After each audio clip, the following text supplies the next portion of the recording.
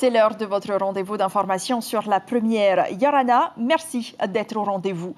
Les pêcheurs disent stop, même si c'est une zone réglementée. À Mahina, une partie des pêcheurs ne veut plus entendre parler du fameux rahoui, ou du moins de ses règles, 6 ans qu'ils sont privés de leur garde-manger.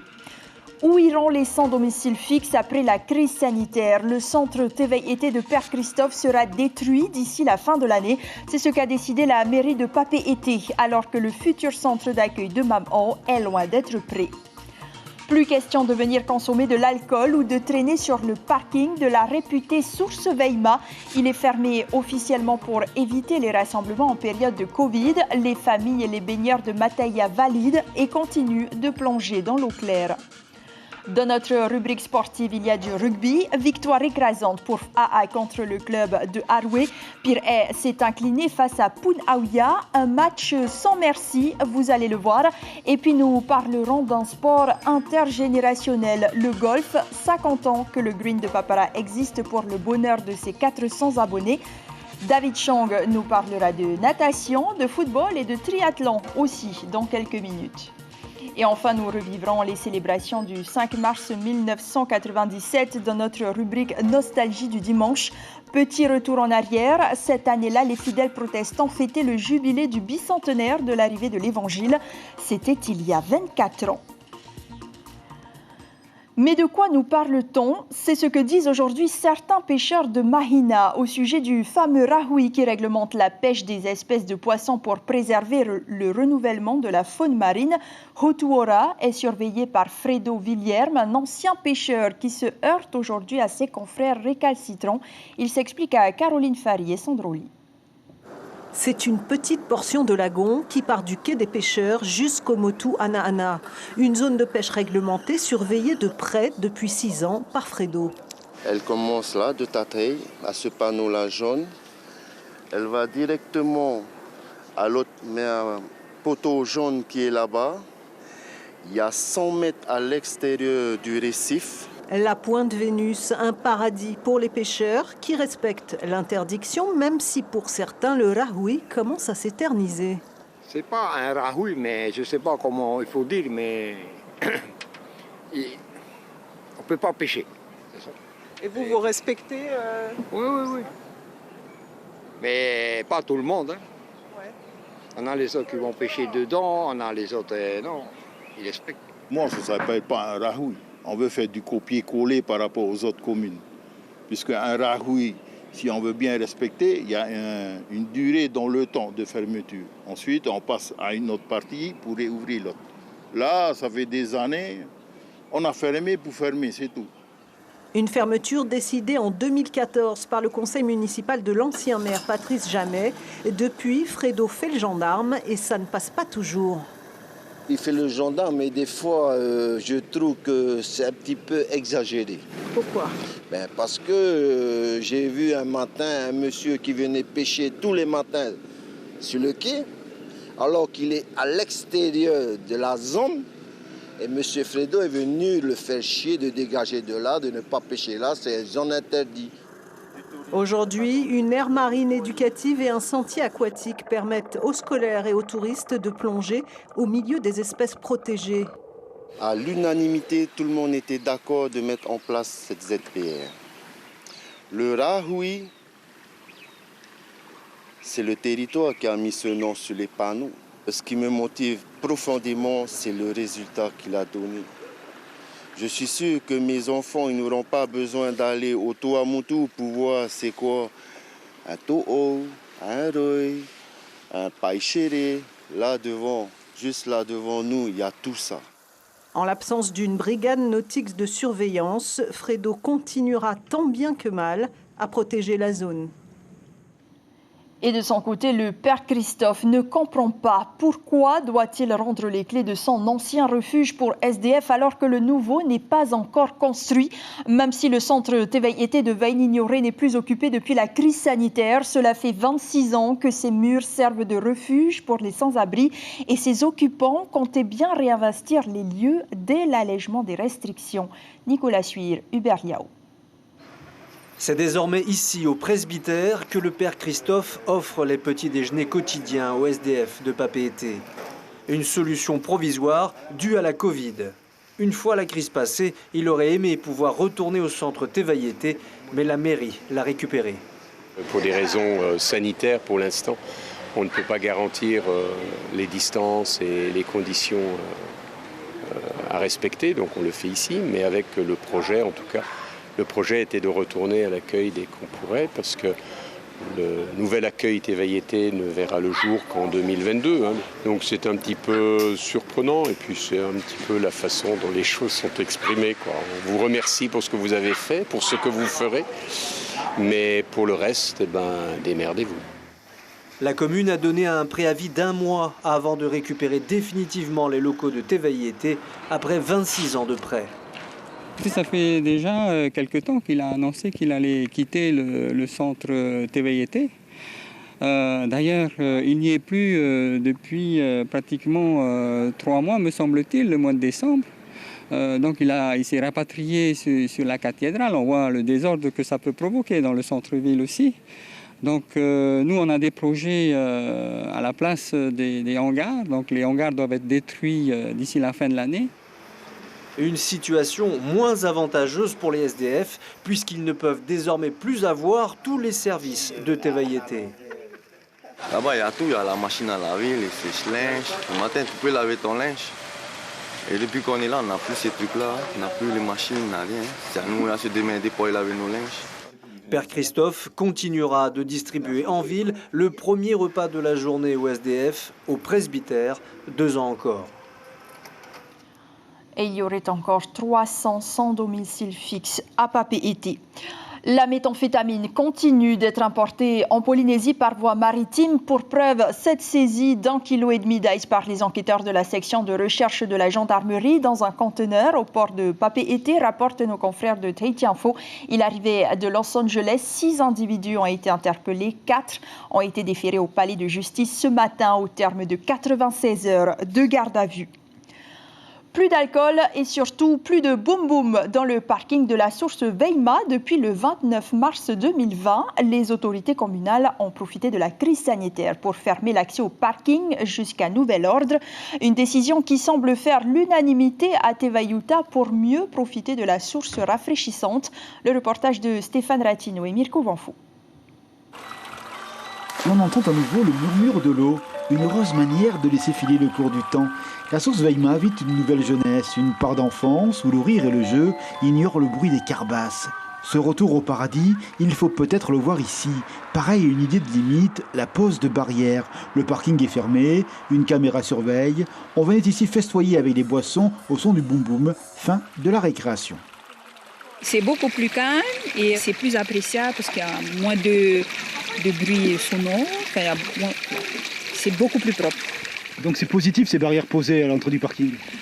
D'un côté, oui. D'un autre côté, question sécurité, on est obligé de se garer en bord de route. Donc c'est pas trop... Quand on a des enfants en bas âge, c'est pas trop approprié. Mais le site, il est plus agréable. Un arrêté municipal a été pris. Pas de boissons ni d'aliments, aucun bruit et le savon à laisser à la maison. La police municipale passe régulièrement vérifier le respect des normes en toute pédagogie. Les riverains apprécient cette nouvelle idylle avec la source.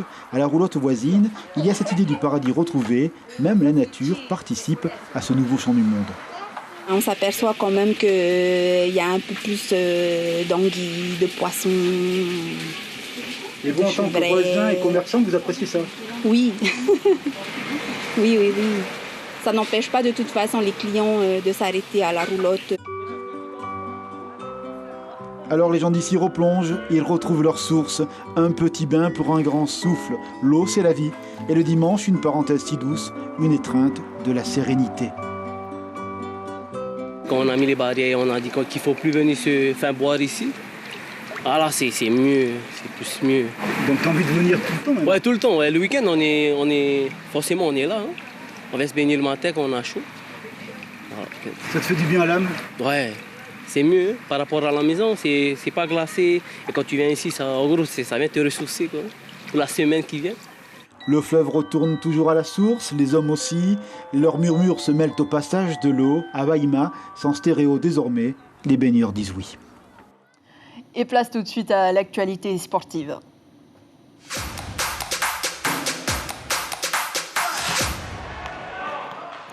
Bonsoir David. Bonsoir Yada. On commence avec du sport collectif. Les demi-finales du championnat de Tahiti de rugby ont eu lieu hier soir. Dans la première rencontre, Pirée s'est incliné face à Punaauia 15-16. Et dans le deuxième match, Fa'a a battu le Harué 15 Mili 43-5. Le résumé de la rencontre sur les images de Marcel Bonneau. En deuxième mi-temps, le ballon est proche de l'embut de Fa'a, mais les Verts retournent la situation. Ils trouvent une faille. Le côté gauche de la défense de Harué. Ici le numéro 20, Manaya Teururei. Trop vif pour la défense du camp adverse.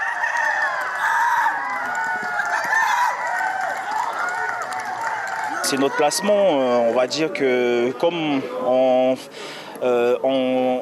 à la reprise, on s'est focalisé, on va dire, sur le foncier. Donc on n'a pas eu le temps de mettre en place un peu une stratégie de jeu et on essaye de compenser avec l'expérience des anciens, quoi, vu qu'il faut qu'on accompagne les jeunes qu'on a. Donc voilà, c'est encore des leçons qu'on va travailler cette semaine pour le match qu'on va refaire contre Fa'a. Fa'a a fait le job, marquant essai sur essai, 7 au total. Ici, Hitiari Maueo sur un premier essai. Puis un deuxième. Oh oui, on stabilise! Mais on note cette action de Harué signée Alvan Chongtam qui a su tirer avantage d'une mêlée bien placée. Ils ont joué sur le point fort, sur le remontage du paquet.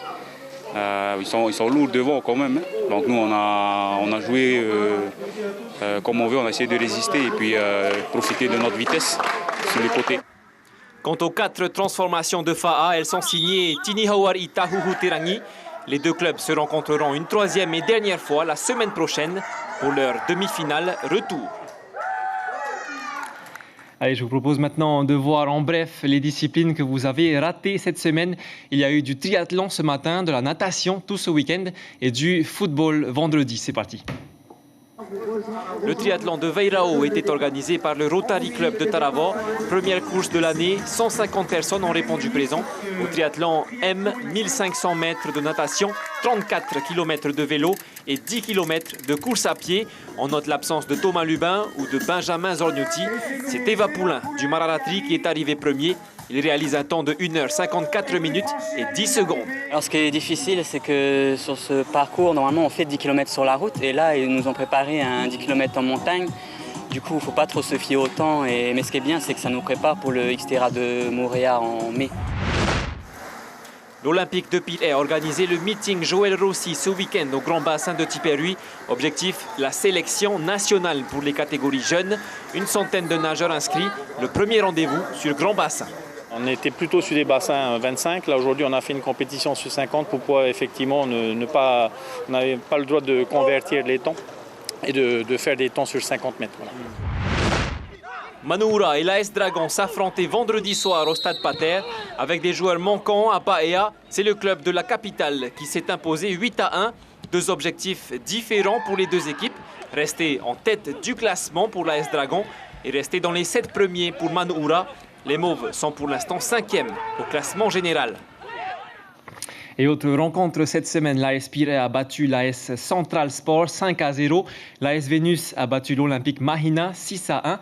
Et ce résultat étonnant, l'AS Tiare Tahiti s'est incliné contre l'AS Pueu 1-2. Au classement général, l'AS Dragon est premier, suivi de l'AS Tiare Tahiti et de l'AS Pueu qui complète le podium. Et les rameurs de Bora Bora se préparent pour les prochaines compétitions. Et oui, Ayata, et quand on dit Bora Bora, on se souvient de Brice Punuat Ahitua et de sa deuxième place à la Ta'aroa Race la semaine dernière. Cette fois, le district de Va'a de Lille a terminé de préparer son calendrier. Mais avant, passage obligé, on renouvelle les licences et les certificats médicaux. Les compétitions locales reprennent dès le mois d'avril. Écoutez Daniel Taia, le président du district de Va'a de la Perle du Pacifique. Notre calendrier va débuter le 3 avril. Là, les championnats vont débuter sur Bora, l'aller et le retour. Donc on va terminer au mois de juin. Et après nos championnats, là on a programmé notre course de Heiva. Comme d'habitude, comme tous les ans, même l'année dernière, on l'a fait.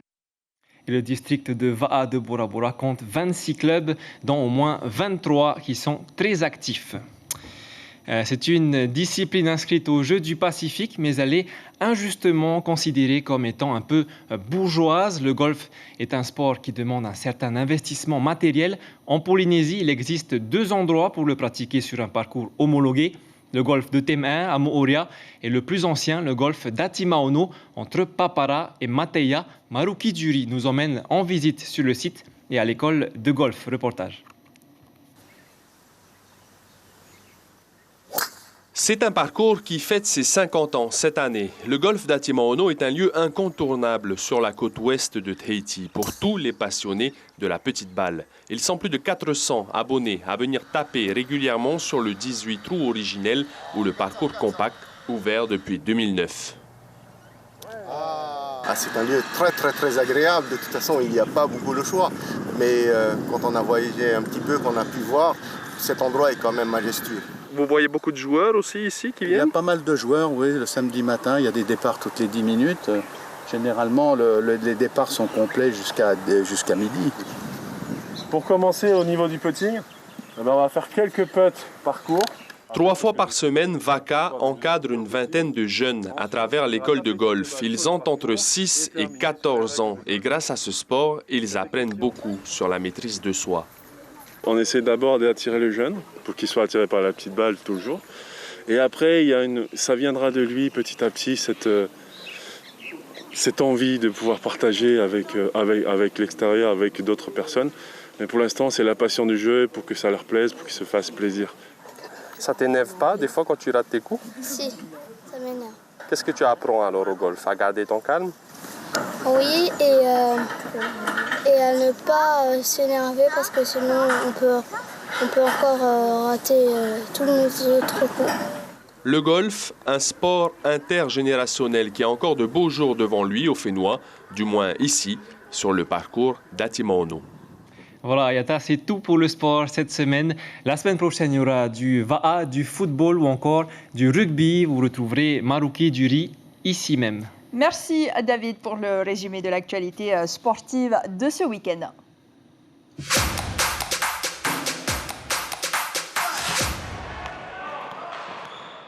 Après avoir subi le cyclone tropical Niran, la Nouvelle-Calédonie sera finalement confinée demain dès 3h du matin, heure de Polynésie. Une décision sans compromis prise par les autorités après la découverte de 9 cas de Covid chez des personnes de retour de Wallis et Futuna. Le territoire pourtant enfermé dans sa bulle et qui avait bien verrouillé ses frontières depuis plusieurs mois est finalement touché par le virus. Les détails avec nos confrères de Calédonie la Première. Après avoir rappelé la décision prise de suspendre tous les vols vers Wallis et Futuna ainsi que la bulle sanitaire existant entre les deux territoires, Thierry Santa a rappelé les faits résultant d'une enquête menée par les services sanitaires. Selon les premiers éléments, ce patient aurait développé des symptômes mi-février. Il aurait ainsi pu être contaminé à Wallis et Futuna à partir de la fin du mois de janvier.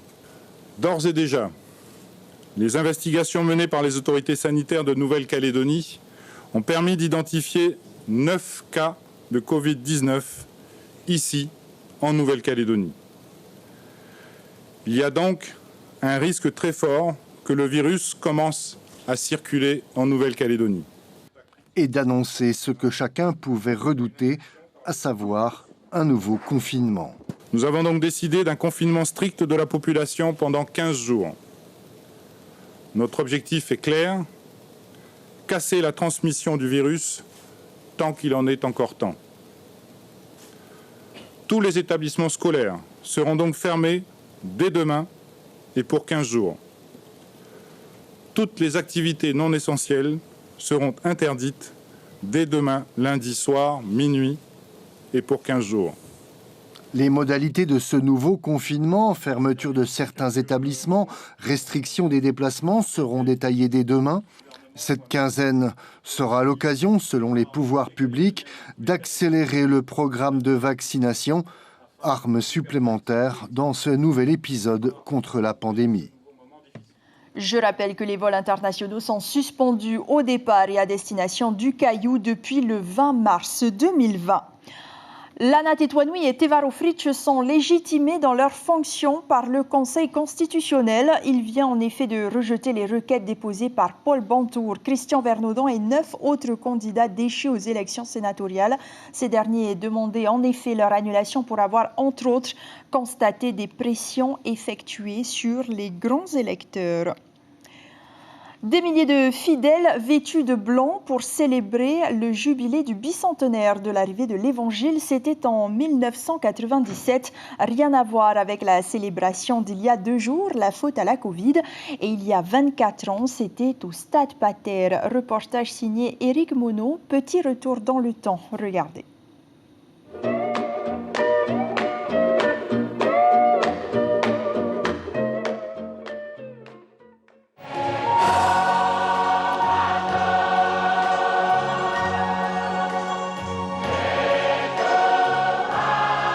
S'il est une seule image de l'ensemble de celles que nous a offert jusqu'ici la célébration de l'arrivée de l'Évangile en Polynésie, c'est bien celle-ci. L'expression aussi belle que simple, à travers un chant qui est aussi une prière, d'une foi, d'une conviction, que depuis 200 ans, rien n'a pu ébranler. Elle est fière enfin de constituer par son... Comme un tiféfé aux 1000 couleurs, les centaines de fidèles ce matin au Stade Pater ont d'abord écouté le président Gaston Flosse se faire l'écho d'un message du président de la République et dans lequel Jacques Chirac souligne qu'il partage les sentiments de joie, de fierté et de fraternité de la communauté chrétienne de Polynésie en ce jour de commémoration. Puis plusieurs centaines d'enfants sur la pelouse du stade, à travers différents tableaux, ont évoqué le voyage du Dœuf, l'arrivée du navire, la découverte de la Bible et le début de l'évangélisation. Dans sa prédication, le pasteur Jacques Ishorai sera fidèle au message œcuménique qu'il ne cesse d'annoncer depuis le début du jubilé. C'est ainsi que l'archevêque de Papeete, Monseigneur Michel Copenrath, sera associé aux salutations de bienvenue que le président de l'Église évangélique adressera aux fidèles, aux dignitaires et aux invités. Le 5 mars 1797. Jacques Ishorai reprendra le même verset biblique de Jean, Dieu est amour, que les missionnaires de 1797 lors de leur premier culte en baie de Matavai. Il parlera de la folie de ces hommes qui avaient tout quitté pour l'inconnu, avec pour seul bagage une Bible, une foi immense et beaucoup de courage. Cette folie-là, je souhaite que nous en soyons saisis de la même façon, dira encore Jacques Ishorai, et qu'elle nous accompagne longtemps et pour l'éternité, puisqu'on l'appelle l'amour des autres. C'est la fin de ce journal. L'information principale retenue ce soir, les pêcheurs disent stop, même si c'est une zone réglementée. À Mahina, une partie des pêcheurs ne veut plus entendre parler du fameux rahui ou du moins de ses règles. 6 ans qu'ils sont privés de leur garde-manger. L'actualité à venir. Demain, nous célébrons la Journée internationale des droits de la femme. Table ronde, prévention, sport et animation se tiendront à Papeari et à la présidence. Et en cette date symbolique, un féminicide sera jugé aux assises. Mardi, les canalisations du SWAC, le dispositif de climatisation par l'eau de mer, seront assemblées à l'hôpital du Taouni. Et enfin, vendredi, le ministre de la Culture présentera le site internet et l'application mobile Réo Trilingue. Et demain matin, il sera question des droits des femmes en Polynésie. Dans votre émission L'Invité Café, Véronique Mercadal, directrice adjointe de la Direction des Solidarités, de la Famille et de la Légalité, sera l'invitée d'Ibrahim Ahmed Aziz. C'est à 7h10. À suivre sur la première, un film dramatique américain, Fences, puis à 2 épisodes de votre série Blacklist. Et à la une de vos quotidiens, ce lundi 8 mars, la dépêche. Pourquoi la fibre est-elle plus chère qu'annoncée? Merci de rester fidèle à votre chaîne publique. Prochain rendez-vous avec l'actualité demain matin dès 5h en radio avec Ibrahim Ahmed Aziz et Carlos Natoua à cette même place lundi soir. Chiquita Darouzès c'était au Fatpoa avec. J'aurai le plaisir de vous retrouver vendredi prochain. Prenez soin de vous et très belle semaine.